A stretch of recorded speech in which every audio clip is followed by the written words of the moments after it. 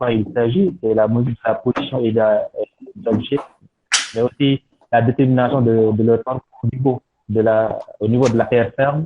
Donc maintenant, il est arrivé que voilà, les études, que en tout cas l'homme n'est pas uniquement appelé à travailler sur la terre, parfois il est appelé à faire certains travaux sur l'eau, donc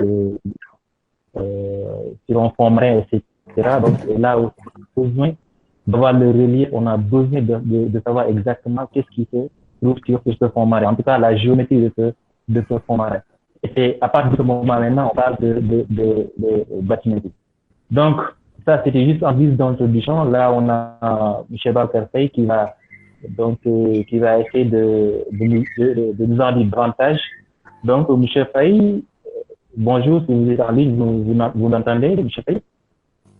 Bonjour, je vous entends à merveille. Voilà, d'accord. Donc, je pense que sans plus tarder, on peut vous passer la parole, donc, histoire de dérouler votre présentation. Donc, s'il vous plaît, tous les autres, veuillez garder vos micros désactivés, donc, pour permettre à tout un chacun de bien suivre et de bien entendre. Donc, pour vos questions, il y a un petit onglet, commentaires, donc, vous pouvez les poser là-bas et comme ça, à la fin de la présentation, Monsieur Faye va essayer de répondre à toutes ces questions. Merci, Monsieur Faye, vous avez la parole. Ok. Bonjour à tous. Ok. Bon, je me présente d'abord. Je m'appelle Babacar Faye. Je suis ingénieur géomètre de formation. Je suis sorti de l'unité de formation et de recherche sciences de l'ingénieur de l'université de Thiès. Et je fais partie de la 3e promotion. Donc, comme topographe, j'ai eu à travailler dans les chantiers de BTP, deux missions de contrôle en assainissement. Et au bout de 2 années, après 2018, j'ai eu une proposition pour rejoindre le milieu maritime. Donc, depuis janvier 2018, je travaille avec une entreprise qui fait des travaux maritimes, donc hydrographie. Et c'est dans ce sens que depuis lors, je suis un peu un topographe qui pratique l'hydrographie. Donc, c'est un métier qu'on appelle hydrographe. Donc, j'essaie d'apprendre au jour le jour ce qu'il y a comme pratique au niveau de ce métier. Donc, aujourd'hui, je vais essayer de profiter de mes 2 années d'expérience dans ce domaine pour vous exposer un peu de ce que je sais, et non pas pour vous permettre de pratiquer le métier, mais pour vous donner une idée de comment on travaille dans ce domaine et quelles sont les connaissances théoriques, au moins de base, et les besoins que vous pouvez avoir.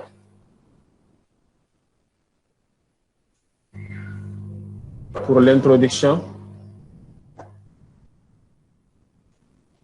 pour le plan plutôt, bon, on va essayer d'introduire un peu avec des définitions, avancer un peu et parler des points communs qu'il y a entre la topographie et la bathymétrie.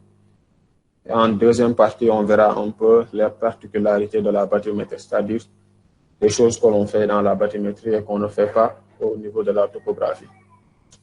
Et en grand 3, on va essayer de parler globalement de l'hydrographie, des autres études qui existent dans le domaine de l'hydrographie qui diffèrent de la bathymétrie, mais qui utilisent aussi du positionnement.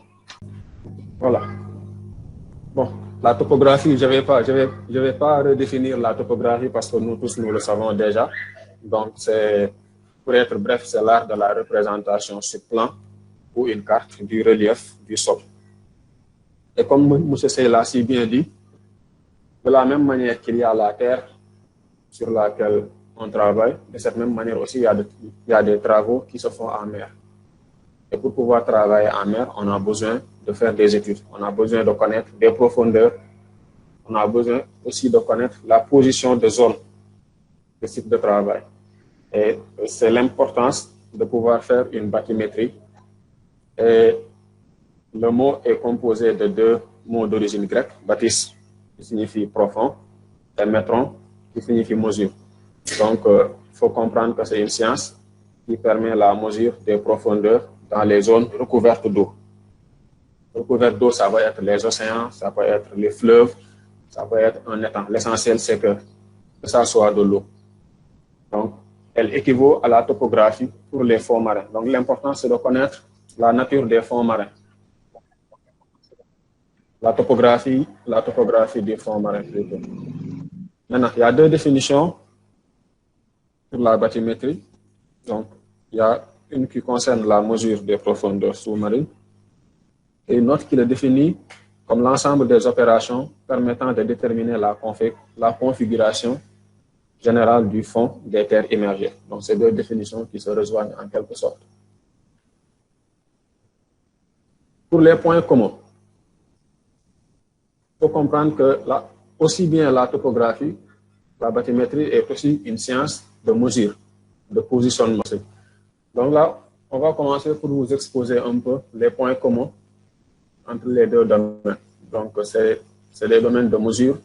Donc, on utilise, qui parle de mesure, parle de positionnement, et qui parle de positionnement, parle de l'importance de la géodésie et du système de positionnement qui est utilisé. Donc, le plus connu actuellement, c'est le système GNSS. Donc, c'est aussi un domaine de la mesure et de la précision. Donc, la maîtrise de la géodésie et la connaissance de la projection est un enjeu de taille. Et pour le positionnement, comme en topographie, on utilise le positionnement relatif avec le système RTK et aussi le positionnement ponctuel précis, le PPP, qui fut le premier webinaire, qui fut la thématique du premier webinaire il y a quelques semaines. En bathymétrie aussi, on fait de la représentation cartographique. Mais qu'est-ce qu'on représente? En topographie, on représente des altitudes. En cartographie, en bathymétrie, on va représenter des profondeurs.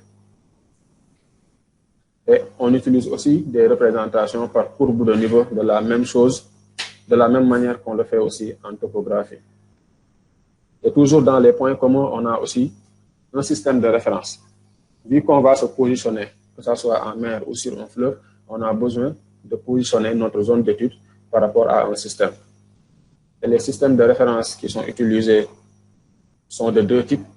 Il y a un système horizontal qui est l'ellipsoïde, qui peut être du WGS 84. Et il y a le système vertical, le géoïde, ou bien un autre système de référence vertical qui est le zéro hydrographique, qui est utilisé comme la référence des cartes marines. Et donc, vous dire que soit qu'il s'agisse du géoïde ou bien du zéro hydrographique, ils sont utilisés comme référence verticale pour la connaissance de la profondeur,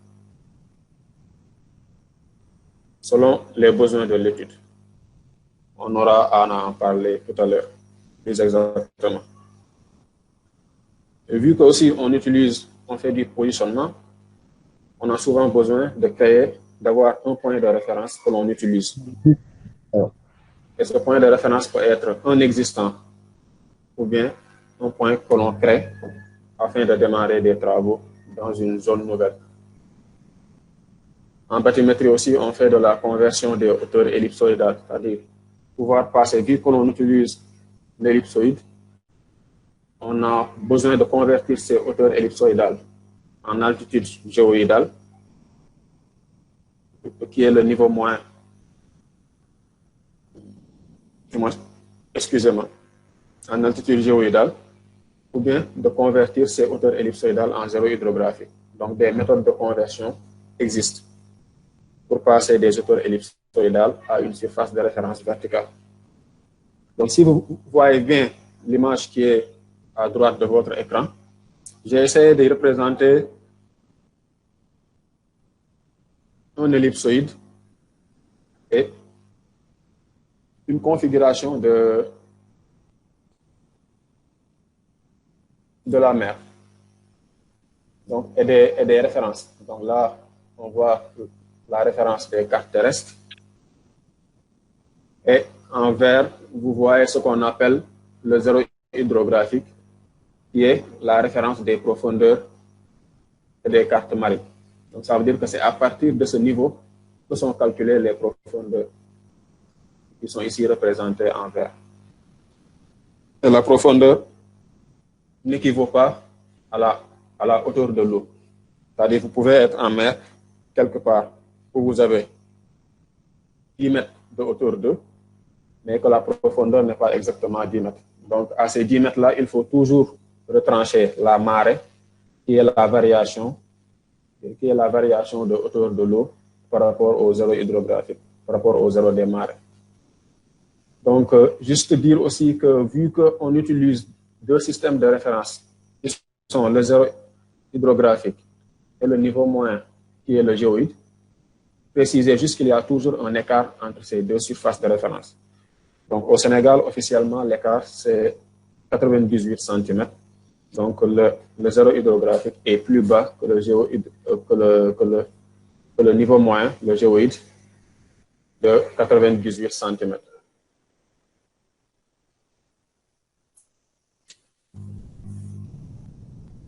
En topographie, on fait des états des lieux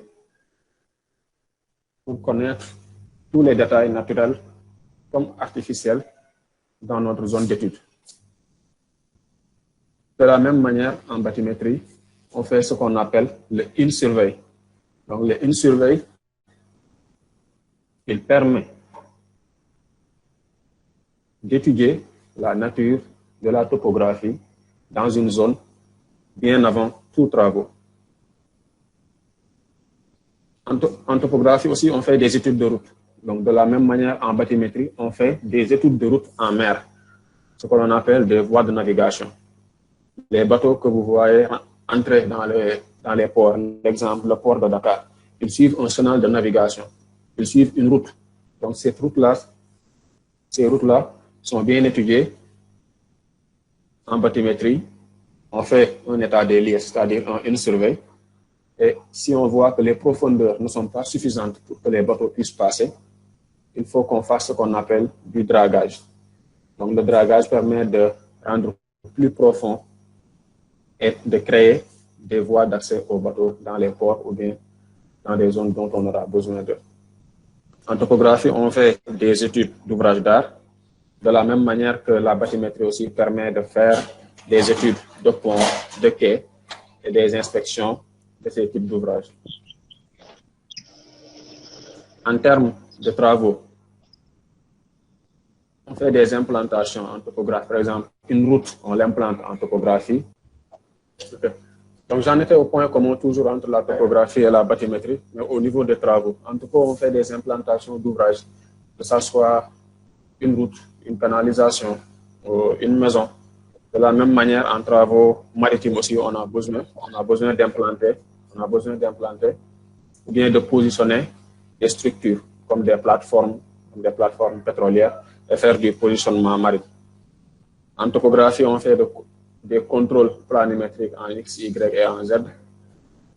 En bathymétrie aussi, on utilise ce même type de contrôle pour faire un suivi de dragage. C'est quoi un suivi de dragage? Lorsqu'il faut créer une voie de navigation pour un bateau. Par exemple, pour nous qui sommes au Sénégal, le fleuve Casamance aujourd'hui, il y a le bateau Aline Sitoé Diatta qui quitte le port de Dakar 1 ou 2 fois par semaine pour rejoindre la Casamance. Une fois au niveau du fleuve, les profondeurs au niveau de l'océan ne sont pas les mêmes que les profondeurs au niveau du fleuve. Et vu que tous les bateaux ont un tirant d'eau minimum, c'est-à-dire ont besoin d'une profondeur d'eau minimum pour passer d'un point A à un point B, il faut que la zone où passe le bateau soit assez profond pour que ce bateau-là ait le minimum d'eau pour pouvoir se déplacer. Donc, c'est la recherche de ce minimum d'eau-là qui est réalisée lors des travaux de dragage. C'est-à-dire on creuse le fleuve et on crée un canal qui peut faire 100 mètres de large ou bien 150 mètres de large avec les talus des fois. Donc, et quand on dit qu'on a besoin d'avoir 7 mètres de profondeur sur le chenal de navigation. Donc, les engins qui vont venir draguer, on les appelle des bateaux qu'on appelle drague. Lorsqu'ils font les dragues, il y a toujours un navire, un bateau hydrographique équipé de sondeurs pour faire de la bathymétrie, pour vérifier si les profondeurs sont réellement atteintes. Et tous les jours, ils rencontrent à l'équipe de dragage pour qu'ils sachent quelles sont les zones où la profondeur est suffisante et quelles sont les zones où on n'a pas encore atteint la bonne profondeur, pour qu'eux, ils concentrent leurs efforts là-bas. En topographie, on fait du contrôle de stabilité d'ouvrages, comme les barrages, pour vérifier si ces ouvrages sont affaissés ou pas. De la même manière, on le fait aussi en topographie, en bathymétrie, précisément avec le suivi temporel des fonds marins, pour savoir si les profondeurs marines sont toujours les mêmes d'une période à l'autre, ou bien il y a une évolution de la profondeur due à une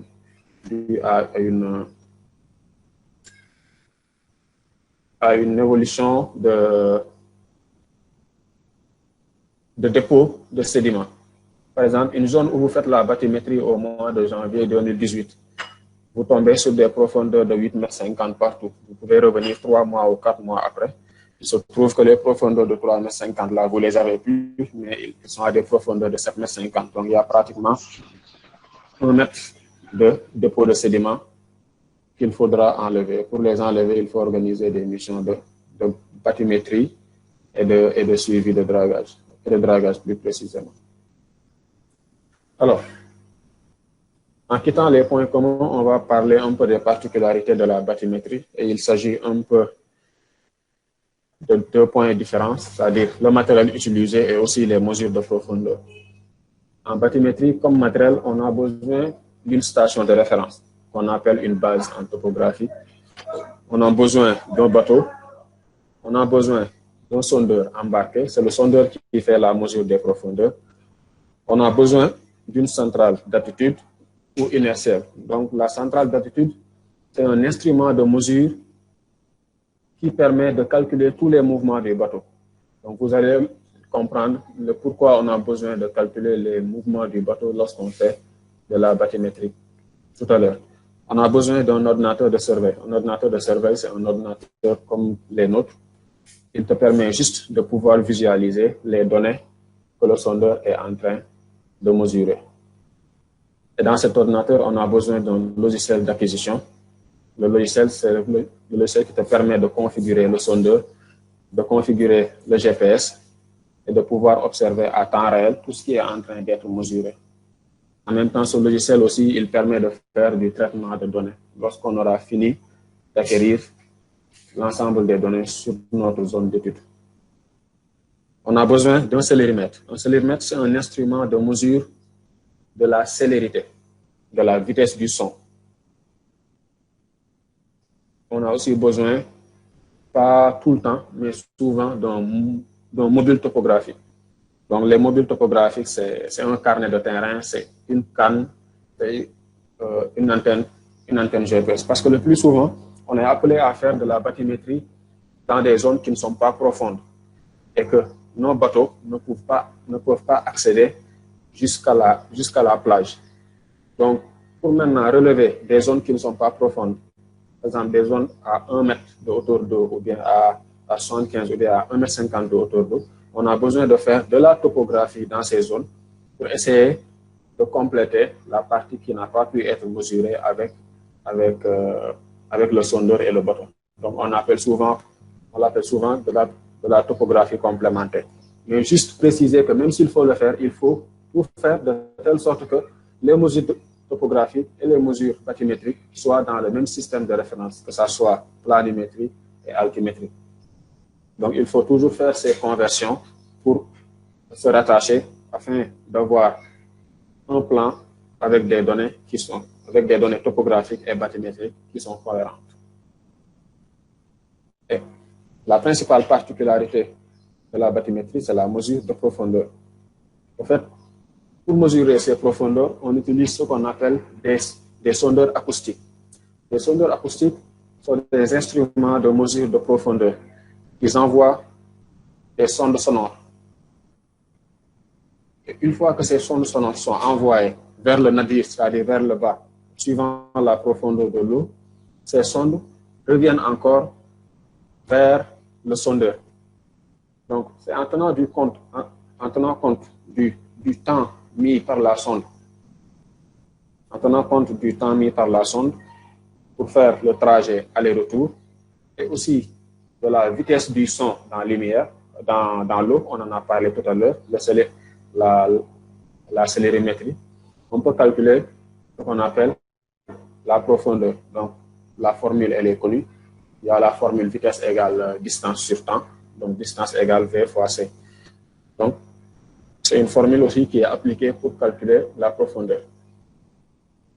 Et pour avoir une meilleure qualité de profondeur, on doit tenir compte de la variation de la vitesse du son dans l'eau, qui est souvent différente d'un point A à un point B, que l'on soit même dans une zone, et tenir compte des mouvements du bateau océanographique. Là, on va parler de roulis et de tangage. Le roulis est le mouvement suivant le sens de la longueur du bateau, des mouvements d'inclinaison que le bateau puisse avoir dans son sens longitudinal. Et le tangage, du moins, en fait, je viens de définir le tangage. Le tangage, c'est les mouvements du bateau dans le sens longitudinal, et le roulis, c'est les mouvements du bateau tribord, bâbord, donc côté droit, côté gauche, dans le sens latitudinal, si on peut le dire. Et on tient compte aussi du tirant d'eau du sondeur et aussi du bateau.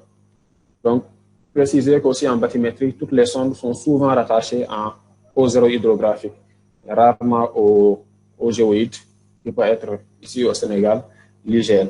Donc, le zéro hydrographique, c'est la référence des cartes marines. Il est défini comme étant le niveau de référence à partir duquel sont comptés positivement vers le navire les sondes qui sont portées sur les cartes marines et positivement vers le zénith, les hauteurs de marée. Ce qu'il faut comprendre, c'est autant en topographie et sur terre, on fait des cartes pour connaître les altitudes des zones, autant en milieu maritime, on produit aussi des cartes que l'on appelle des cartes marines. Et sur ces cartes marines, il y a des valeurs qui sont positionnées. Ce sont des valeurs de profondeur, que l'on appelle ici des sondes. Et la référence de ces sondes-là, c'est le zéro hydrographique. Donc, comme dit dans la définition, les valeurs de la sonde sont comptées positivement vers le nadir, c'est-à-dire vers le bas. Maintenant, vu que la référence, c'est le zéro hydrographique, tout ce qui est en dessous du zéro hydrographique, il est considéré comme profondeur. Maintenant, au-dessus du zéro hydrographique, c'est-à-dire à partir du zéro hydrographique vers le zénith et rejoindre le niveau de l'eau, ça c'est une hauteur qu'on appelle hauteur de marée. Donc c'est une hauteur qui est variable. Ça dépend. Si la marée elle est haute, on peut avoir des valeurs énormes au-dessus du zéro hydrographique. Si la marée elle est basse, donc la hauteur de l'eau, elle diminue aussi. Donc ici à Dakar, on a par exemple des marnages qui tournent autour de 1,50 m, c'est-à-dire la différence entre la marée haute et la marée basse. Il y a des pays où ça dépasse même les 3 mètres ou bien 4 mètres. Ça dépend de beaucoup d'aspects. Et dire que la variation de la marée, elle dépend de phénomènes gravitationnels comme la Lune, elle dépend de la rotation de la Terre, elle dépend aussi de la révolution de la Terre autour du Soleil. Donc, pourquoi choisir le zéro hydrographique comme étant une référence des cartes marines. C'est tout simplement pour permettre au navigateur de s'assurer qu'il y a un minimum d'eau égal à ce qui est écrit sur la carte. Par exemple, un bateau qui navigue et qui utilise une carte marine pour connaître la profondeur de là où il est. Si sur la carte marine c'est affiché une profondeur de 8 mètres, ça veut dire que dans cette zone-là, il y a au minimum 8 mètres d'eau. Et ces 8 mètres d'eau, il faut y rajouter la hauteur de la marée. Si c'est une marée de 1,50 m ou bien de 2 mètres, donc tu peux passer d'une hauteur d'eau de 8 mètres à 8,50 m à 9,50 m plutôt, si c'est un marnage si la marée est de 1,50 m. Donc 1,50 m plus 8, ça te donne 9,50 m. Donc la carte affiche 8, mais ce n'est pas effectivement 8 mètres qui sont là-bas, mais il y a 1,50 m supplémentaire. Donc c'est pour rassurer un peu les utilisateurs de la navigation. Donc c'est pour ça ce zéro hydrographique là est choisi comme référence des cartes marines. Et il équivaut à ce qu'on appelle le niveau des plus basses mers astronomiques. C'est-à-dire, quel que soit le niveau de la mer, qu'elle soit basse, ce niveau-là, il est atteint très, très rarement. C'est-à-dire, il arrive très rarement que sur une carte marine, on ait 8 mètres de profondeur et que réellement, ce sont ces 8 mètres de hauteur d'eau qui sont là-bas. Donc, quelles que soient les marées les plus basses même, atteignent difficilement ce niveau de zéro hydrographique ou plus basse mer astronomique. Et pour faciliter les choses, il y a une organisation qu'on appelle OHI, Organisation internationale de l'hydrographie, dont beaucoup de pays sont membres. Donc, cette organisation utilise le zéro hydrographique. Les pays membres, du moins, utilisent le zéro hydrographique comme référence des profondeurs marines.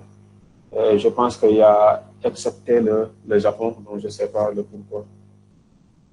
Maintenant, pour déterminer les zéros hydrographiques, il y a plusieurs méthodes. Il y a les techniques de marégraphie, c'est-à-dire installer un marégraphe et faire des observations à très longue durée pour faire des mesures d'enregistrement de la hauteur de marée sur une zone, faire des analyses et des calculs des différentes composantes, c'est-à-dire les ondes semi-diurnes, diurnes et de longues périodes. Donc ces observations peuvent être faites sur un endroit bien défini où l'on veut connaître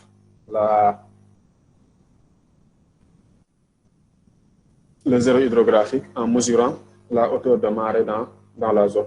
Donc, c'est un marégraphe qui fait ça. Il y en a ici au niveau du port de Dakar. Je ne sais plus si c'est fonctionnel ou pas, même si je l'ai visité plusieurs fois. Mais c'est juste pour faire des vérifications de coordonnées.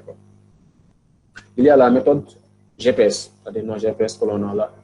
On peut les utiliser pour connaître le zéro hydrographique par concordance avec des données de marée obtenues au niveau d'un port de référence. C'est-à-dire, on fait un relevé de la hauteur ellipsoïdale. On peut faire aussi un relevé du point avec un modèle de géoïde ou bien faire un nivellement même pour avoir la hauteur par rapport au géoïde du point et tenir en compte de la valeur de la marée dans la zone pour pouvoir faire un calcul qui te permet de déceler la dénivelé ou bien le DH entre le zéro hydrographique et le modèle de géoïde. On utilise aussi des techniques spatiales, mesures de GPS, altimétrie, radar et des modèles de marée. Donc, à la fin de l'exposé de l'exposé, je vais partager avec vous un document où il est bien spécifié toutes les méthodes de détermination de ce zéro hydrographique-là et l'évolution qu'il a eu, et l'évolution qu'il a eu à subir. Voilà. Et toujours dans les particularités, on va commencer à parler de type de bathymétrie ou bien de type de sondeur. Pour faire de la bathymétrie, d'abord, il y a deux types de bathymétrie. Il y a ce qu'on appelle une bathymétrie monofaisceau et une bathymétrie multifaisceau. On verra ça dans les diapos suivants. La bathymétrie monofaisceau, c'est comme faire un relevé topographique sur Terre. Tu suis une ligne plutôt, et tu fais un maillage. Donc là, c'est un type de travail qui demande à ce que tu planifies d'abord les lignes que tu vas suivre avec le bateau. Il te faut un sondeur monofréquence ou bien un sondeur bifréquence.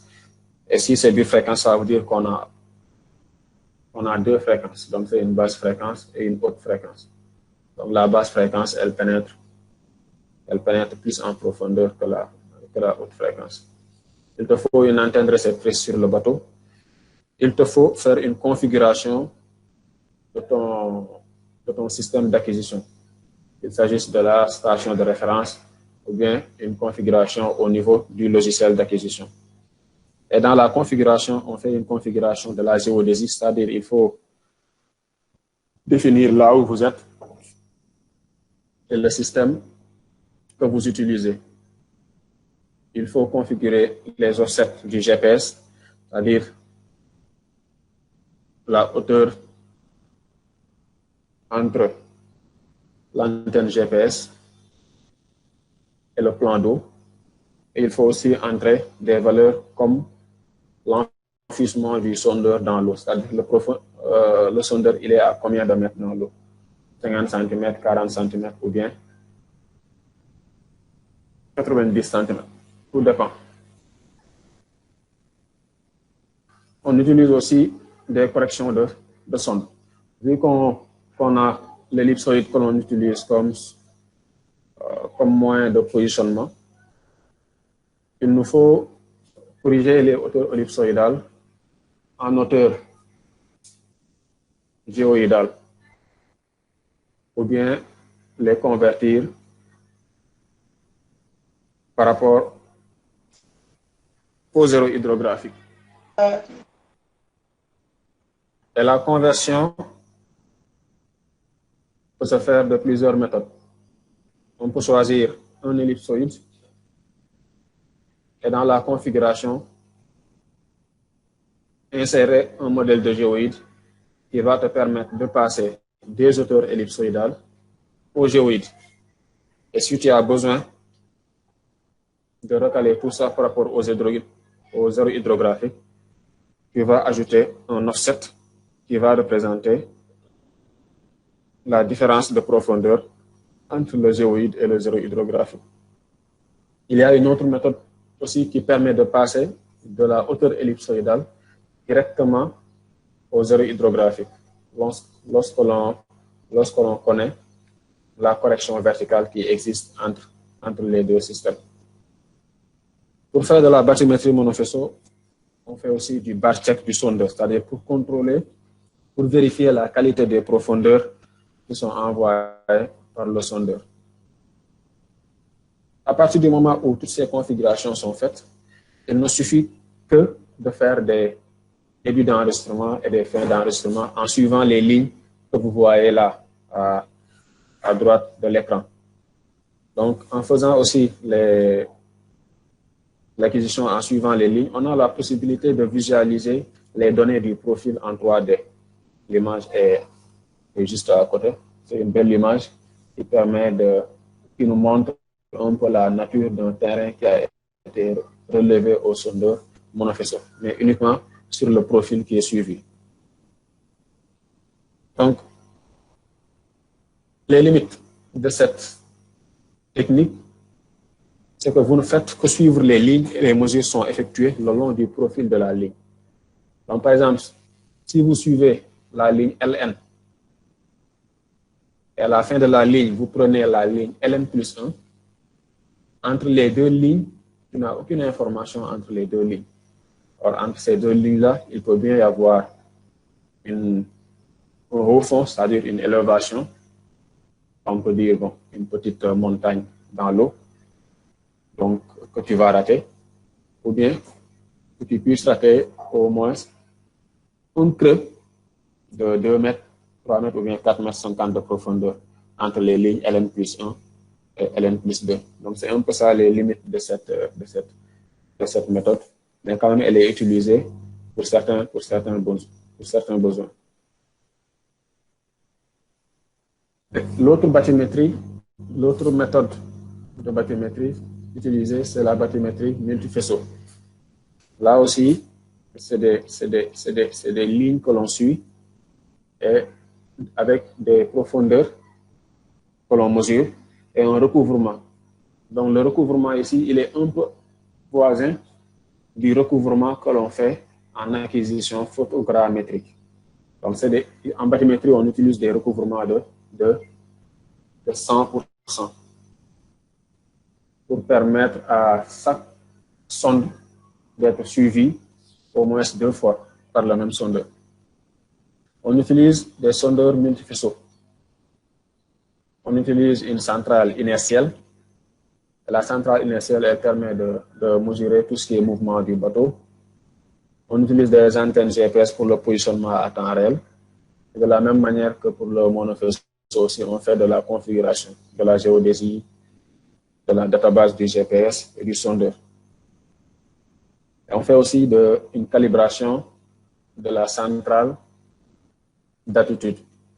Donc, le cap pour bien avoir la bonne orientation. Et on utilise une technique qu'on appelle la technique des 8, c'est-à-dire on fait des rondes. On fait aussi du passe-test du sondeur pour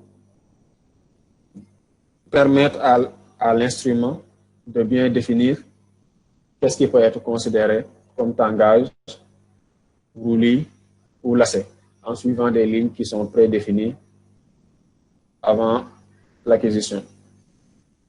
On fait des mesures de célérité avec un bathycélérimètre. On fait aussi de la visualisation 3D du fond qui est couvert. Donc, l'image à droite montre comment ça se passe réellement. Donc, la différence entre la bathymétrie monofaisceau et la bathymétrie multifaisceau, c'est que le monofaisceau, il suit un profil. Il te montre le profil du fond marin sur une seule ligne. Alors que pour le multifaisceau, en fait, c'est une ouverture. C'est une ouverture de faisceau qui peut aller jusqu'à 140 degrés, 160, mais l'ouverture qui est plus utilisée, c'est une ouverture de 120 degrés. Une ouverture de faisceau de 120 degrés. Donc, en fonction de l'ouverture du sondeur, on a une fossée différente. Donc, la fossée, c'est la largeur de la zone qui est couverte par la fossée plutôt. Pour une ouverture de 120 degrés, on peut avoir une fossée large avec une largeur de 3,50 m, de 3,5 fois la profondeur. Si c'est une ouverture de 140 degrés, on a 5,50 m multiplié par la profondeur. Et si c'est une ouverture de 150 degrés, on peut avoir 7,50 m, 7,40 m multiplié par la profondeur. Donc, le calcul plutôt de cette fossée permet de te faire d'autres calculs, c'est-à-dire tel que l'espacement des lignes que tu dois suivre pour avoir des superpositions de fossés de 100%. Les données que l'on peut obtenir avec les sondeurs acoustiques sont des relevés topographiques sur les surfaces sous-marines. On peut avoir aussi des images sonores permettant d'avoir la réflectivité locale du fond et donc la nature du fond marin. On peut avoir aussi des images d'amplitude du signal dans la colonne d'eau.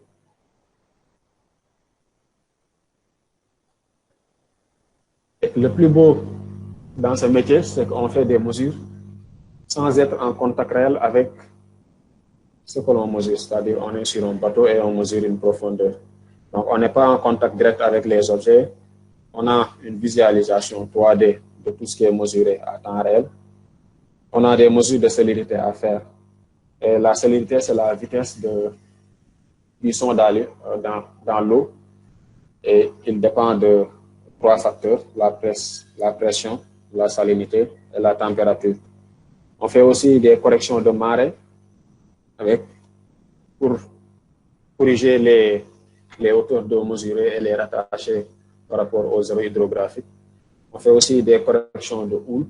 Ça, c'est la centrale inertielle qui fait ces mesures. Et il y a des corrections d'attitude. Donc, les images concernées sont une vue 3D, un modèle numérique de terrain réalisé après une bathymétrie. Et après, vous avez une image qui parle de la correction des attitudes. Donc, la correction d'attitude permet de prendre en considération tous les mouvements du bateau et en tenir compte pour corriger les profondeurs qui sont mesurées. Vous n'êtes pas sans savoir qu'en mer, des fois, les conditions météorologiques ne sont pas assez belles. Donc, il y a des houles qui font que le bateau subit des mouvements et ces mouvements sont tenus en compte pour corriger tout ce qui est calcul de profondeur. Vous avez aussi un exemple de mesure de profil de célérité, c'est-à-dire les valeurs que vous voyez là, c'est les valeurs de la vitesse du son dans l'eau à des profondeurs différentes. Donc, ces valeurs-là sont insérées durant la campagne de mesure à l'aide du logiciel d'acquisition pour corriger aussi les profondeurs. Et là, je pense qu'on va s'approcher un peu de la fin de l'exposé pour vous donner une idée de comment se fait le calcul de la profondeur avec un sondeur acoustique. Donc, vu qu'il y a toujours un angle d'ouverture alpha par rapport au nadir, donc il y a le temps aller-retour mis par une sonde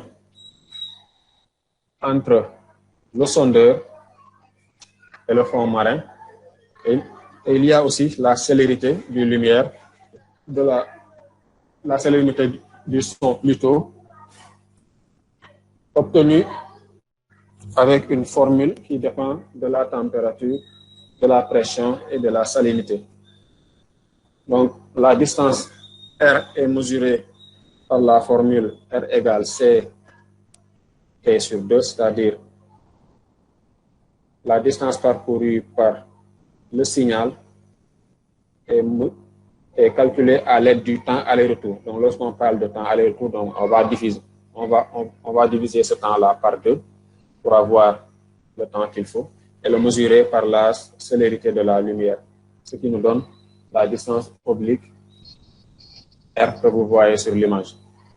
Et cette formule permet de passer de cette distance-là à des coordonnées Y, Z. Donc, ça, c'est une explication assez simple pour vous expliquer seulement que dans ces mesures de profondeur-là, il y a des aspects physiques, il y a des aspects mathématiques.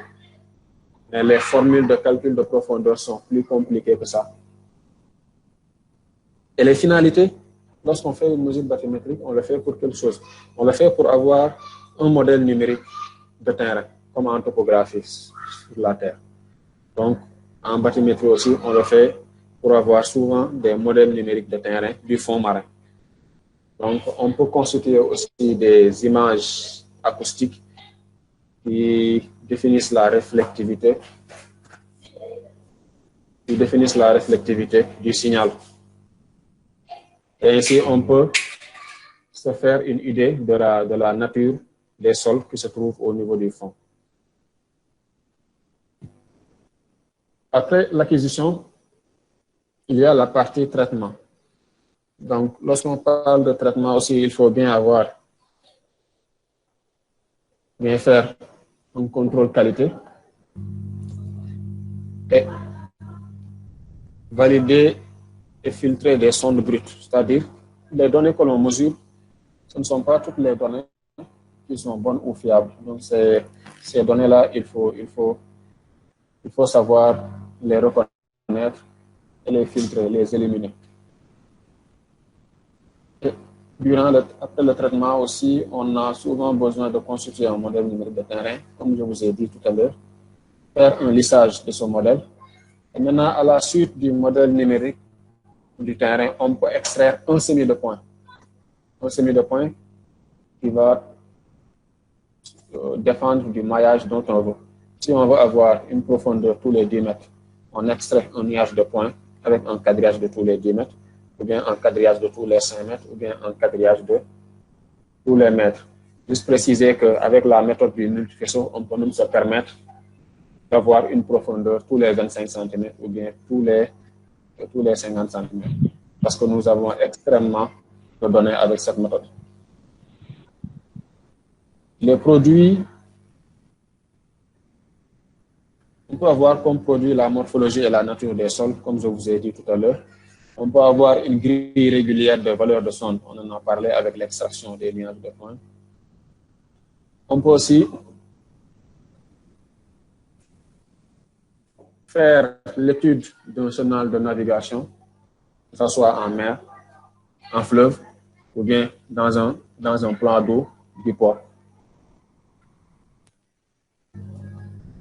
Et là, maintenant, on va essayer de sortir un peu de la bathymétrie, mais pour aller un peu vers l'hydrographie et la géophysique. Donc, c'est des techniques, c'est des mesures aussi que l'on fait en mer, mais qui ne sont pas seulement des mesures de profondeur, mais qui sont. Donc, pour parler de l'hydrographie, lorsque on parle de l'hydrographie, lorsque la description des fonds marins ont comme objectif de garantir la sécurité de la navigation. Donc, c'est une science dédiée à la mesure et à la description des éléments physiques des océans et la prédiction de l'évolution. Donc, l'organisation qui s'occupe de tout ce qui est hydrographie actuellement au niveau mondial, c'est l'Organisation hydrographique internationale. Et les autres activités que l'on fait en mer, c'est des études de courant, des études environnementales, des études géophysiques. On en fait, il y a l'étude qu'on appelle la magnétométrie qui permet de détecter des câbles sous-marins. On a le sub-bottom profiler qui permet de déterminer la superposition des couches sur le fond marin ou bien le dur, l'atteinte du bedrock du fond marin. On a le side scan sonar qui permet de déterminer la nature des sols au niveau du fond. Et toutes ces techniques sont utilisées pour des poses de câbles de fibres électriques ou bien de câbles électriques en milieu maritime ou bien de pipelines et de conduites d'eau. Donc les pipelines, c'est des pipelines pour alimenter un pays en pétrole, en gaz ou bien d'autres.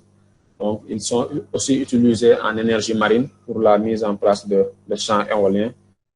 Et aussi on a le positionnement en profondeur qu'on appelle les balises acoustiques. En conclusion, la topographie et la bathymétrie sont des domaines de la mesure de la morphologie d'une zone. Donc, qu'il s'agisse de la terre ou bien du fond marin. Donc, ce sont deux domaines avec des points communs et des particularités. Ils sont complémentaires. Comme tout à l'heure, lorsque tu fais une bathymétrie et qu'il y a des zones qui ne sont pas profondes, tu es obligé de compléter cette zone avec de la topographie. Ces deux séances du positionnement et l'importance capitale pour les sciences du positionnement, c'est d'avoir une certaine maîtrise de la géodésie et une connaissance de la projection. Merci de votre aimable attention. J'ai partagé en dessous deux liens qui vous permettront d'avoir une certaine littérature pour mieux appréhender ce qui a été raconté durant l'exposé. Donc là, c'était un moyen pour moi de vous exposer théoriquement, en fait, c'est quoi ce métier et qu'est-ce qu'il faut pour comprendre ce qui se fait en mer. Je reste à votre disposition s'il y a des questions. Voilà, merci Babacar, merci pour votre présentation. C'est bon, vous m'entendez? Oui, c'est bon, je vous entends. Voilà, merci pour votre présentation, mais merci pour toutes ces informations que vous venez de me présenter. Donc, bon, à un moment donné, j'étais obligé de vous dire un peu de simplifier, comme j'ai l'habitude de dire. Donc, les webinaires que nous faisons, ce ne sont pas des formations. Donc, c'est juste, on prend un domaine qui est intéressant. Peut-être, il y en a qui s'y connaissent, il y en a qui s'y connaissent pas. Après, il y en a d'autres, c'est juste des idées aussi. Donc, on essaie de faire découvrir aux gens. Et maintenant, ceux qui sont intéressés maintenant vont essayer de faire des recherches pour en savoir plus. Donc, peut-être la première suggestion que je vais faire, c'est que les liens utiles que vous avez à la fin de la présentation, peut-être si vous pouvez les partager au niveau des commentaires, comme ça les gens vont essayer de copier les liens pour éventuellement essayer de voir ce qui se passe derrière.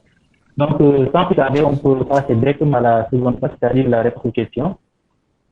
Donc, ou bien, bon, je vais essayer un peu de résumer ce que vous avez présenté. Hein. Donc, ça a été une présentation très riche. Vous nous avez parlé d'abord, vous avez essayé de définir les deux termes, la topographie, c'était la bathymétrie, et aussi de quoi il s'agit exactement.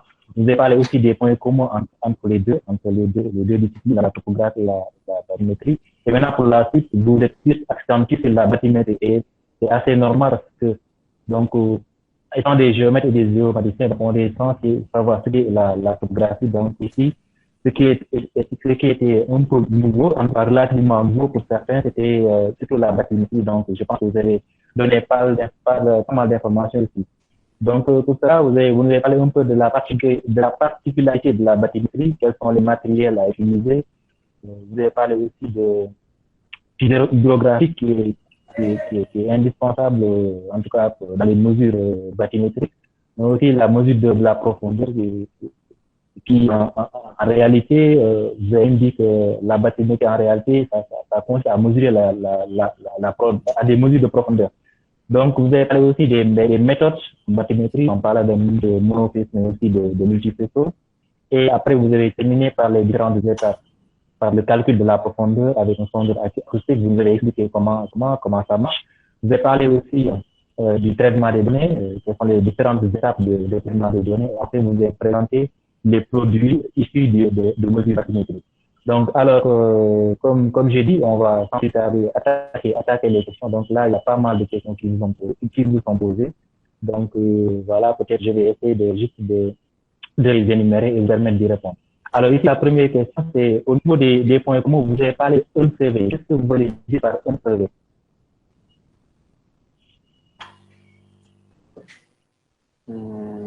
Parce que...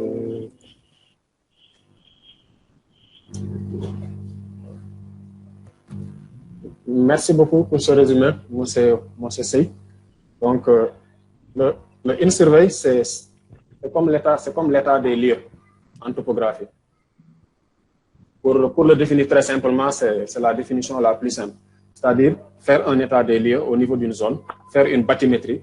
C'est toujours la première campagne de bathymétrie qui est exécutée dans une zone. Donc, il permet d'avoir une idée de la topographie marine. Et s'il y a besoin de faire des aménagements dans cette zone, les aménagements seront effectués. Si c'est par exemple un chenal un chenal de navigation qui doit être creusé, le in-survey permettra de donner les profondeurs actuelles dans la zone. Et si les profondeurs ne sont pas suffisantes et qu'il faut creuser, donc il faudra organiser une campagne de dragage. Maintenant, après que cette campagne de dragage sera effectuée pour avoir des profondeurs souhaitées, on va faire une campagne que l'on appelle out-survey.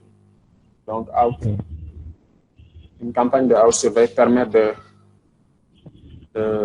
d'avoir la différence des états entre un terrain initial et le terrain, la nature du terrain d'après. D'accord, merci pour cette réponse. Alors, la deuxième question, vous avez parlé un peu des erreurs, donc notamment liées à l'instabilité du bateau, le rouille, le tangage et l'accès. Maintenant, comment on peut corriger ces erreurs? En fait, ces erreurs sont corrigées avec un instrument de mesure dont j'ai parlé brièvement. ce qu'on appelle la centrale inertielle. Donc, il y a des sondeurs qui ont des centrales inertielles intégrées ou bien des centrales inertielles qui sont séparées avec le sondeur. Donc, c'est cette centrale inertielle-là qui permet de mesurer tout ce qui est mouvement du bateau. Donc, les mouvements de houle, les mouvements de houle, tout ce qui est tangage, c'est-à-dire les changements d'inclinaison du bateau dans le sens longitudinal que dans le sens latitudinal, les mouvements de roulis, les déplacements tribord-bâbord du bateau et aussi même des différences dans l'orientation du bateau. Donc, c'est des instruments qui ont des accéléromètres dedans. Donc, ils mesurent des accélérations et des vitesses. Et cela aide à mesurer tout ce qui est mouvement du bateau durant la campagne. Mais aussi, on n'attend pas. Ce système, il est aussi à configurer durant la préparation du relevé. Durant la préparation du relevé, lors de la calibration et du pass-test. Donc, c'est des mots assez simples, mais dans la pratique, c'est beaucoup de travail que l'on fait avant même de pouvoir commencer à faire le relevé bathymétrique et tout cela pour s'assurer de la qualité des données que l'on va fournir. Donc, pour ceux qui veulent en savoir plus, ils peuvent aller chercher sur le net une centrale inertielle, comment elle fonctionne. Donc, ils auront une idée de comment ça se passe. D'accord. Maintenant, là, c'est une question de Gilles qui demande comment déterminer le zéro hydrographique. La détermination du zéro hydrographique, il y a plusieurs méthodes. Hein. Il y a plusieurs méthodes de détermination. Et la plus connue, c'est la méthode de la technique de la marégraphie dont j'ai parlé dans l'exposé. C'est-à-dire, il faut installer un marégraphe quelque part. Donc, le marégraphe, il permet de mesurer les hauteurs de marée dans une zone donnée. Et cette mesure-là, il faut le faire le plus longtemps possible. Il faut le faire le plus longtemps possible pour avoir les évolutions de la marée dans la zone. Donc, à la suite, c'est des calculs que l'on fait et une détermination du nouveau moyen de la marée et d'avoir le zéro hydrographique dans la zone. On peut le faire aussi par la méthode GPS en concordance avec un port de référence. Un port de référence, c'est-à-dire un port où on a le niveau 0 et où on peut avoir la hauteur de la marée. Donc, en théorie, c'est difficile à expliquer parce que c'est de petits calculs que l'on fait. Mais il faut savoir que, par exemple, si on est sur un quai, on peut connaître le niveau hygiène d'un quai. Et à partir du moment où on a le niveau hygiène du quai, on peut mesurer la hauteur d'eau par rapport au quai, c'est-à-dire la hauteur du plan d'eau jusqu'au quai.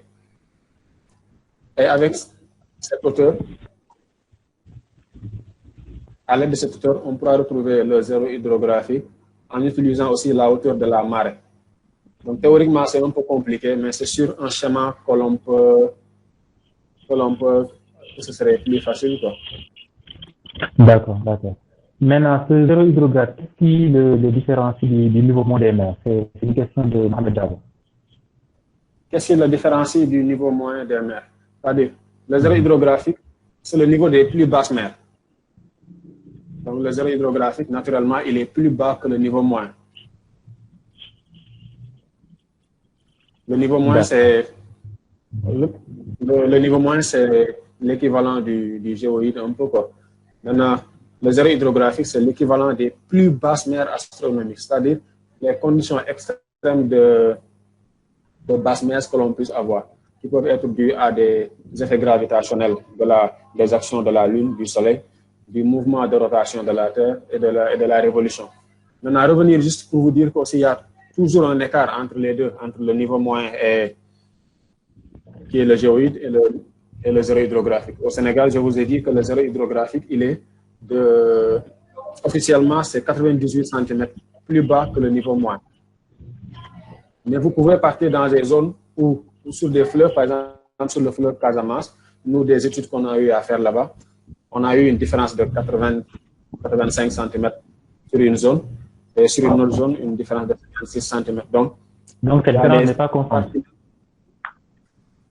C'est pas constante partout. Même sur un pays, c'est pas constante partout. Tu pars en Gambie, le zéro hydrographique et le géoïde, ça donne pas la même chose. Tu pars en Sierra Leone, tu peux te retrouver facilement autour de 1,70 m, si j'ai bonne mémoire, pour une campagne de travail qu'on a eu à faire là-bas. Donc, c'est pas une différence constante. C'est des études qu'il faut faire pour connaître cette différence-là. Donc, ici, à Dakar, on a le marégraphe qui se trouve au niveau du port de Dakar. Je pense que ça a été installé dans les années 1950 ou 1960, comme ça. Donc, c'est des études de longue durée qui peuvent te permettre de le faire, à part d'utiliser la méthode GPS qui peut t'aider à faire cela vite fait en utilisant la valeur de la marée, faire une mesure du point qui t'intéresse avec un nivellement par GPS avec un modèle de géoïde, ou bien utiliser le nivellement que l'on connaît avec les niveaux, et voilà, niveler le point, avoir sa propre hygiène et faire des comparaisons de petites différences pour avoir la dénivelée entre le zéro hydrographique et le géoïde. D'accord. Maintenant, là, c'est Céline Aboubaké Diop qui demande que si on veut faire des niveaux bathymétriques de bonne précision, y a-t-il des heures ou des saisons propres si on veut avoir de bonnes précisions?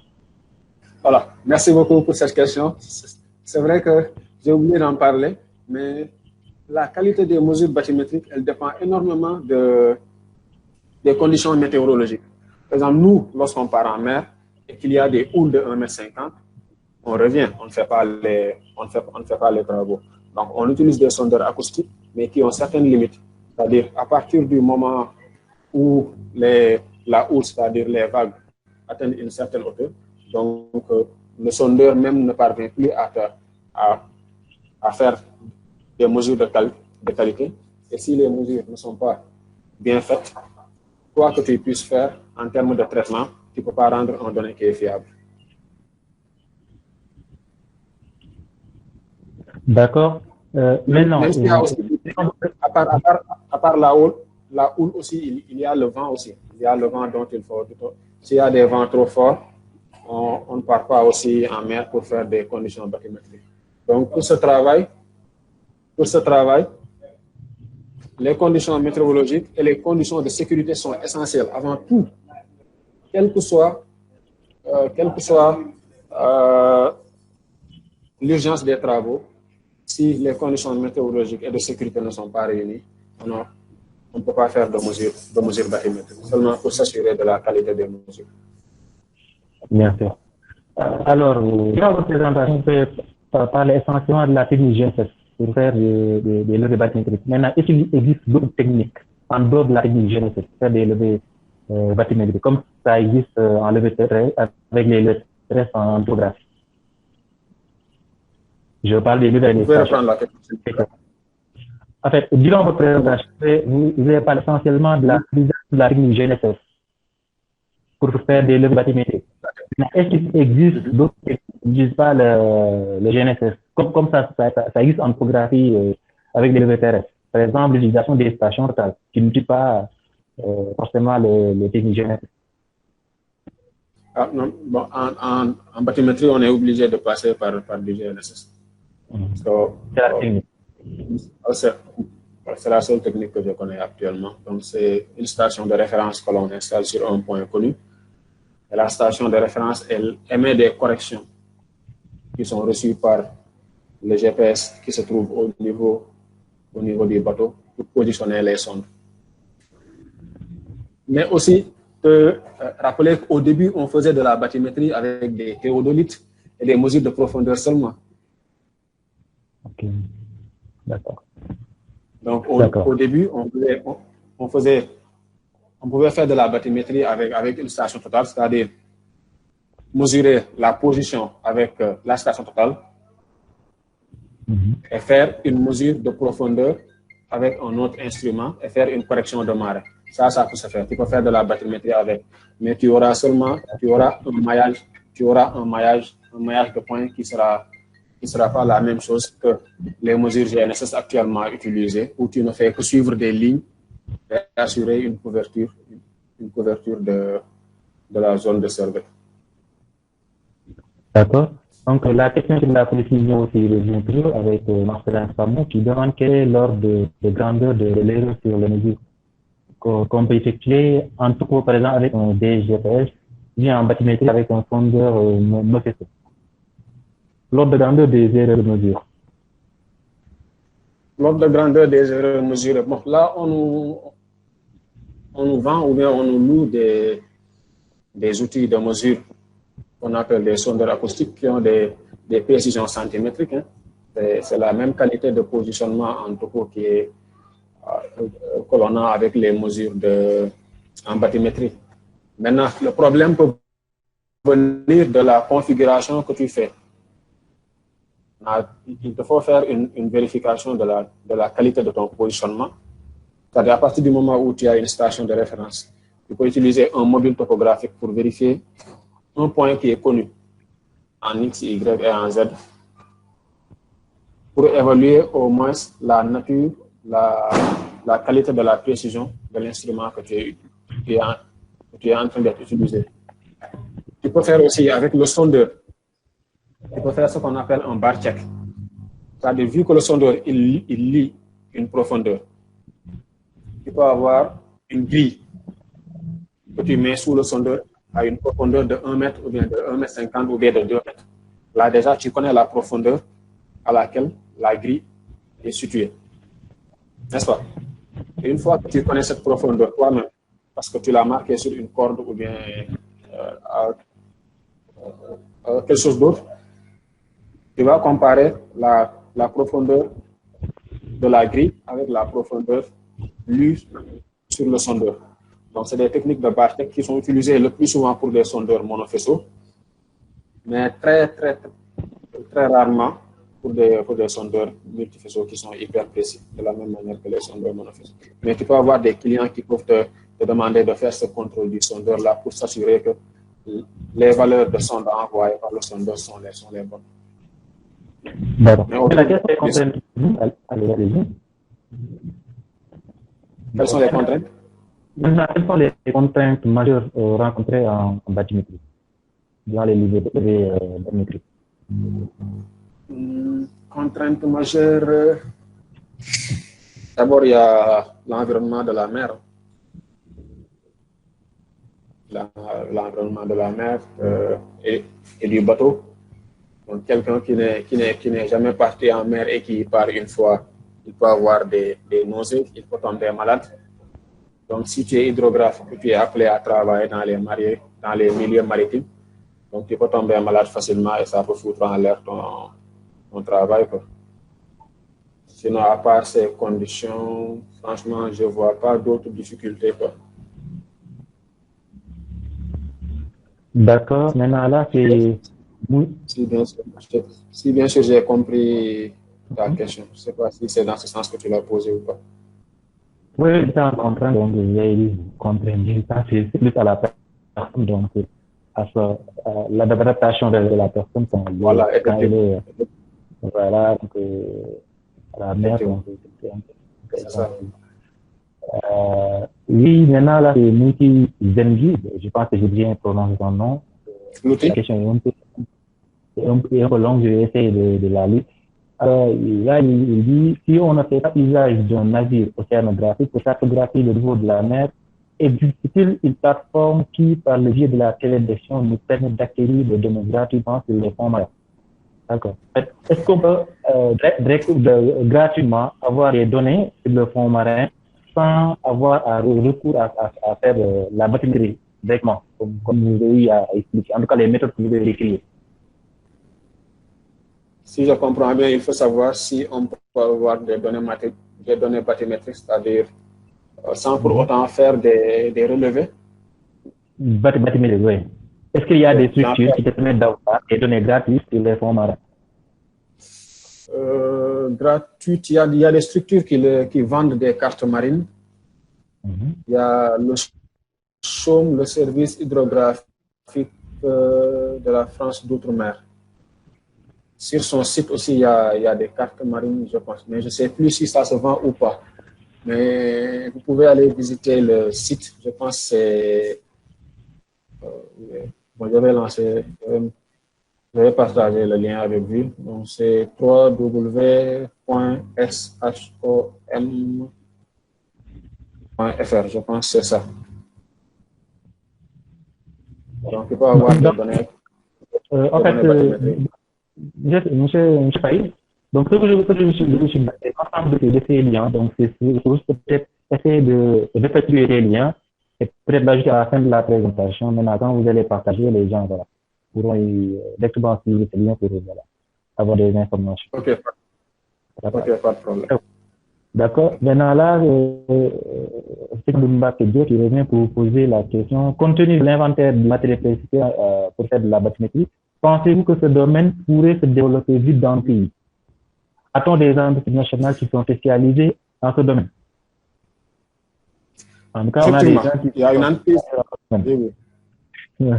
Okay. Effectivement, il y a des entreprises nationales qui sont spécialisées dans ce domaine, comme notre entreprise Tout Travaux Sous-Marins, qui est installée au niveau du port de Dakar. Et le domaine est en train de subir une grande évolution, parce que vous n'êtes pas sans savoir qu'actuellement dans notre pays, il y a une découverte de pétrole et de gaz avec des gisements au nord du pays et au sud. Et l'exploitation de ces gisements-là nécessite l'installation de plateformes et d'études géophysiques et bathymétriques des fois. Donc, actuellement même, il y a des entreprises privées qui sont en train de s'installer petit à petit dans le privé, des entreprises qui viennent de l'extérieur du pays parce qu'ils sont au courant de ces opportunités qui sont actuellement ouvertes grâce à ces découvertes pétrolières et gazières. Donc, à part notre entreprise, franchement, je n'en connais pas d'autres, à part des particuliers qui peuvent faire. Quel est le nom de votre entreprise? Tout Travaux Sous-Marins.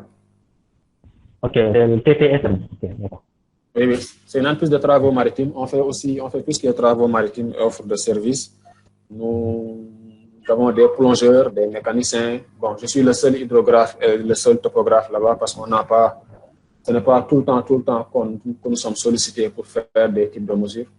Mais quand même, voilà, les demandes sont là. Bien sûr. Alors, Dembélé qui demande aujourd'hui quels sont les nouveaux outils utilisés en bathymétrie. Là, il cite les drones marins. Là, maintenant, il demande quels sont les avantages et les limites. L'avantage du drone marin, ce que j'en sais, c'est que d'abord, je pense que sur le visuel même de la formation, c'est un drone marin qui est affiché sur le visuel du webinaire. Donc, l'avantage du drone, c'est de pouvoir l'utiliser à distance, c'est-à-dire que tu n'as pas besoin d'un bateau. Tu n'as pas besoin d'un bateau. Donc, tu fais toutes les configurations de lignes que le drone doit suivre pour faire les relevés dont il a besoin. Donc, toi, tu peux être sur la plage ou bien sur un autre bateau à une centaine de mètres parce qu'il faut, je pense, une distance minimum pour maintenir le signal et pouvoir manipuler le drone en cas de besoin. D'accord. Après là, je vais brosser une petite question. Là aussi, je vois les gens qui au lieu des bateaux, qui utilisent des Zodiacs. Est-ce que aussi l'utilisation de ces Zodiacs, voilà, on peut avoir la même précision que si on utilisait des bateaux? Les Zodiacs, on les utilise souvent, mais le problème avec les Zodiacs, c'est qu'ils sont trop rapides. Et pour faire de la bathymétrie, il y a une vitesse minimum de 3, 4 à 5 nœuds qu'il faut avoir. Il faut maintenir une vitesse moyenne. Voilà, il faut maintenir une vitesse moyenne de 4 nœuds pour avoir une qualité des données. Donc, le nœud, c'est 1,852 mètres. Donc, si tu le convertis en kilomètres par heure, c'est-à-dire ça te donne 5,55 km par heure. Donc, ce n'est pas la même chose que quelqu'un qui est sur un véhicule et qui roule à grande vitesse sur une autoroute ou bien une corniche. Donc, il y a une vitesse assez faible, relativement faible qu'il faut suivre pour avoir des données de qualité. Maintenant, vous avez parlé essentiellement de la bathymétrie pour cartographier les fonds marins. Maintenant, bon, ce qui relève aussi de la bathymétrie pour cartographier des autres cours d'eau, par exemple, les autres cours d'eau comme les fleuves, les lacs, etc. Je vous ai perdu. Allô? C'est bon, vous m'entendez? Oui. La dernière partie de la question. Voilà. Est-ce que la méthodologie est différente si on veut faire de la bathymétrie dans un autre type de cours d'eau, comme un fleuve, un lac, et voilà, que par exemple, si on fait, comme vous avez eu à dire à expliquer durant tout votre sujet, est-ce que la vie est différente de celle utilisée en mer? Non, c'est la même différence. Hein. C'est les mêmes méthodologies qui sont utilisées et les mêmes références. La seule différence qu'il peut y avoir entre faire un relevé de profondeur en mer et le faire en océan, c'est que sur un fleuve ou bien un cours d'eau, c'est que le cours d'eau peut ne pas être profond. Donc, à partir du moment où le cours d'eau peut ne pas être profond, tu as la possibilité de faire la bathymétrie avec la même manière que tu fais de la cartographie, par exemple. Si on a des profondeurs d'eau qui ne dépassent pas 1 mètre ou bien 1,50 m, et que tu es sûr de pouvoir passer d'un côté à l'autre sans pour autant t'enliser dans le sable, tu peux le faire avec une topo. Et s'il s'agit de bathymétrie, les mêmes techniques sont utilisées qu'en mer que sur les fleuves et cours. Je vais voir, il y a quelqu'un qui disait que si on ne fait pas usage d'un habit océanographique pour cartographier le niveau de la mer, existe-t-il une plateforme qui, par le biais de la télédétection, nous permet d'acquérir des données gratuites sur les fonds marins afin de produire des cartes? Je pense que c'est une bonne question. C'est une question à laquelle j'ai répondu tout à l'heure avec la disponibilité de cartes marines au niveau du CHOM. Alors, je continue, je peux voir donc la question de Géraud Nakewati, non, lui il faisait une contribution par rapport à ce qu'il développe sur l'hydrographie. Alors, il y a quelqu'un qui dit, Baba Carlo, bonsoir, j'aimerais vraiment savoir s'il y a des moyens d'avoir téléchargé la bathymétrie au Sénégal. Par exemple, dans la région de Saint-Louis, si on veut étudier la dynamique de l'érosion côtière, est-ce que les moyens de bord nous permettent, exactement c'est ce qu'il voulait dire, je veux dire, attendez, ne permettent pas d'avoir la bathymétrie? Donc, je n'ai pas bien compris sa question. Peut-être que vous saisissez un peu. Peut-être qu'il parle de la disponibilité de données bathymétriques en ligne. Bon, au Sénégal, je ne pense pas. Je ne suis pas au courant.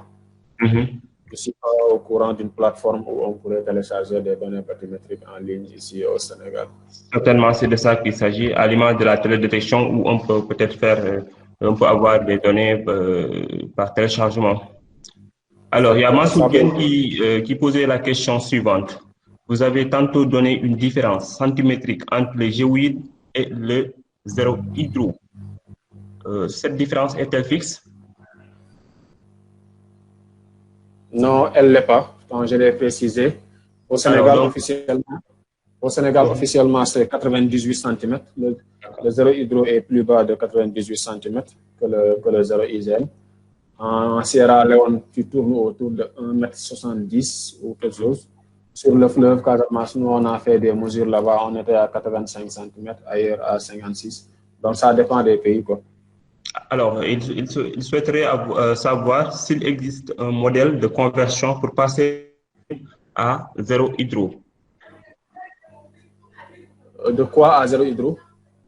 S'il existe un modèle de conversion pour passer du géoïde au zéro hydro. Pratiquement, en pratique, nous, ce qu'on utilise, c'est que dans nos équipements, dans le logiciel d'acquisition, on utilise des modèles de géoïdes qui sont mondiaux. Par exemple, le modèle EGM 2008, qui est très connu, qui est assez précis. Donc, à partir du moment où on a l'ellipsoïde, Donc, ce modèle de géoïde, il nous permet de passer de l'ellipsoïde au géoïde. Et vu qu'on a la différence entre le géoïde et le zéro hydro, on applique cette correction aussi dans le logiciel pour passer de l'ellipsoïde au zéro hydro. D'accord, merci. Alors, il y a Jero Nakewati qui disait on peut déterminer la bathymétrie à partir des images d'un drone ou images satellitaires dans les petits fonds pouvant aller de 0 à 10 mètres, mais cette technique est moins précise. Bon, c'est une contribution. Alors, il y a Ibrahim Sey qui disait que qu'en est-il si on veut faire de la bathymétrie dans les autres types de cours d'eau, fleuves, lacs, la méthodologie diffère-t-elle de celle utilisée en mer? C'est la dernière question à laquelle j'ai répondu avant qu'il Alors, donc, il y a Tafa Diop. la même méthodologie. Alors, il y a Tafa Diop qui suit pour dire quels sont les domaines d'application de la bathymétrie? Les domaines d'application sont nombreux. Hein. J'ai cité par exemple les voies navigables, c'est-à-dire pour tracer un chenal dans un fleuve, ou bien un chenal d'accès, le chenal d'accès du port de Dakar. Pour le définir, il faut faire de la bathymétrie. Pour poser un pipeline, c'est-à-dire actuellement, nous sommes des pays qui exportent du pétrole et du gaz. Ces bateaux qui nous amènent ce pétrole et du gaz, ils ne viennent pas jusqu'au niveau de nos stations ou bien du port pour qu'on récupère le gaz. Ils s'installent quelque part en mer et il y a des pipelines dans lesquels ces produits passent pour rejoindre la SAR. Donc, pour poser ces types de pipelines, donc il faut faire de la bathymétrie. Il faut essentiellement connaître la nature de la topographie sous-marine. Même pour une conduite d'eau à poser en mer, un câble électrique ou bien un câble de fibre optique, il faut toujours faire une bathymétrie pour définir le tracé idéal. D'accord. Il y a Michel Sambou qui dit que quand on mesure la bathymétrie d'un plan d'eau, quel est le niveau de référence pris en compte, hydrographie ou niveau moyen des mers?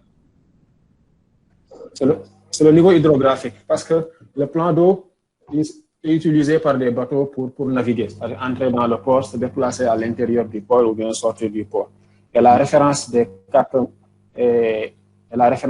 marines, c'est le zéro hydrographique, c'est pas le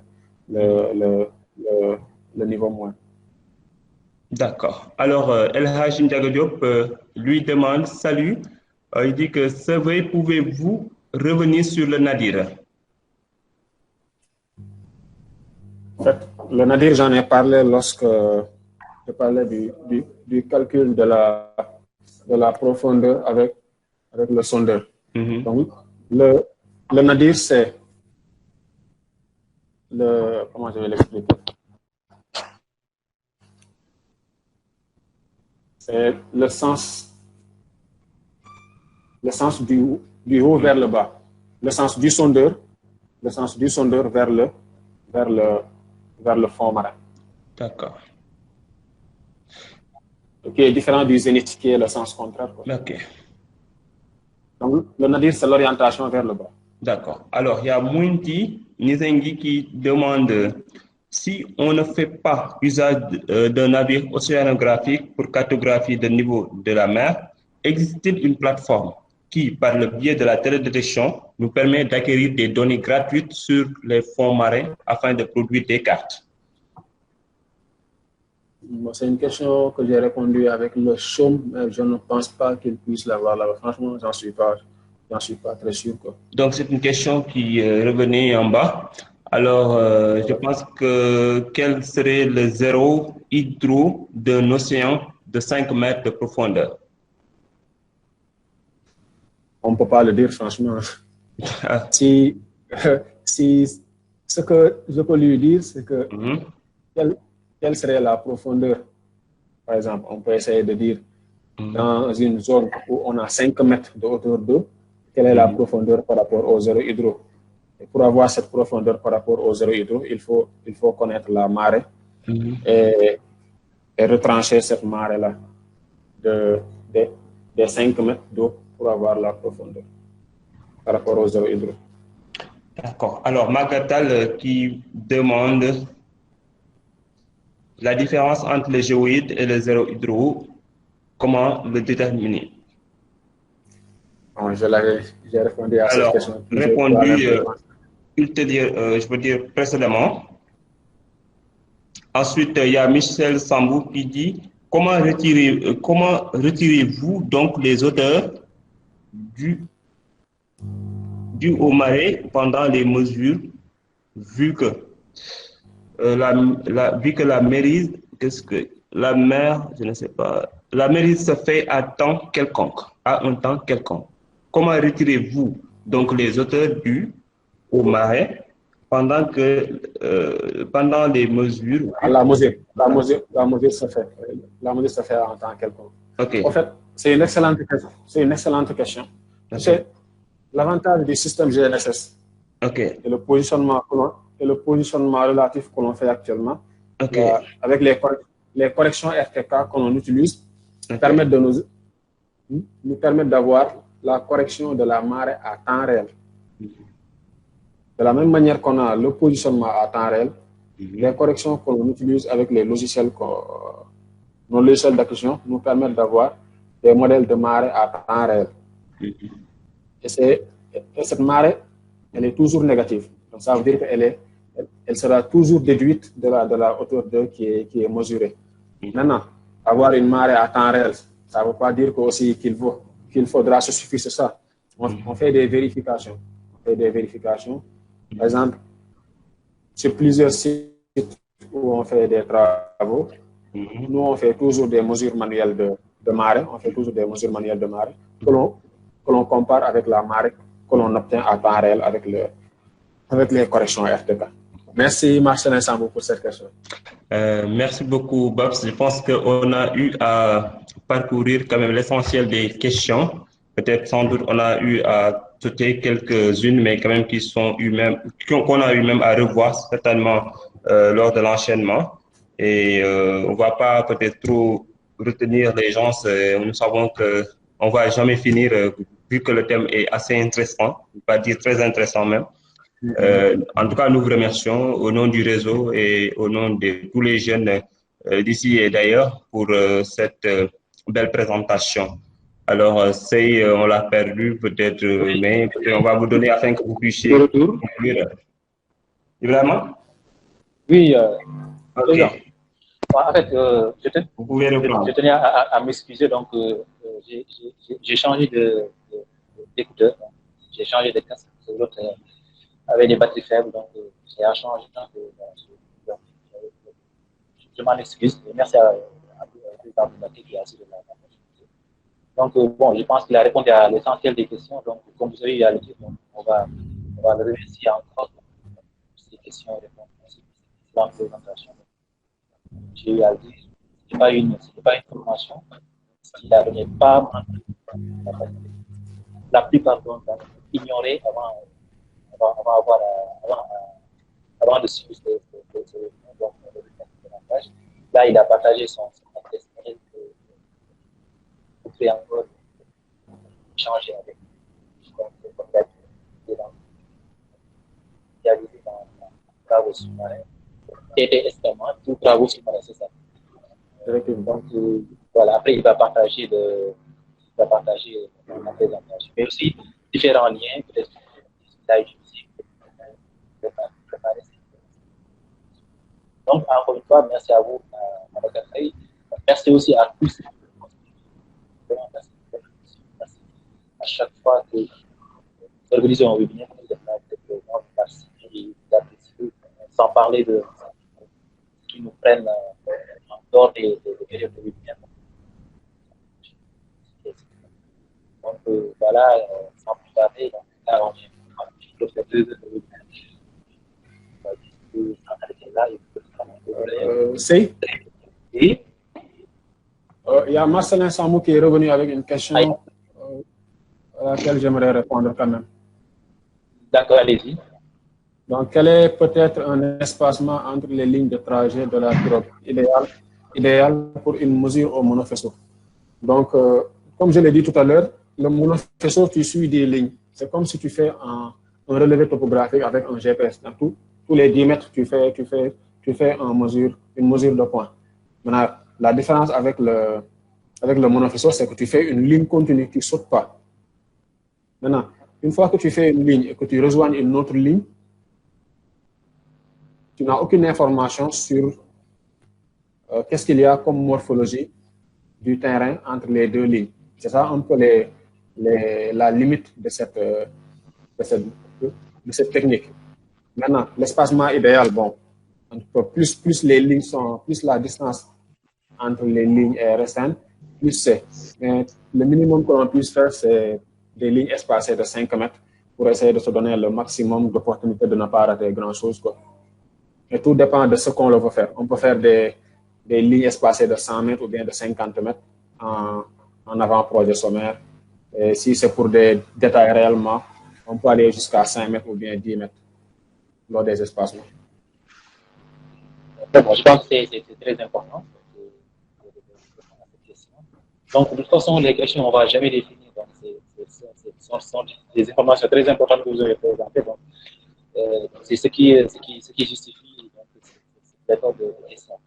Donc, comme tu l'as dit, donc, il a partagé son mail, vous pouvez le contacter. Donc, après, voilà, essayer de discuter, échanger avec nous. Donc, voilà, merci encore, Babacar. Merci aussi à tous les autres. C'est moi qui vous remercie. Et franchement, un grand merci à l'équipe actuelle du réseau des jeunes géomètres et géométriciens du Sénégal.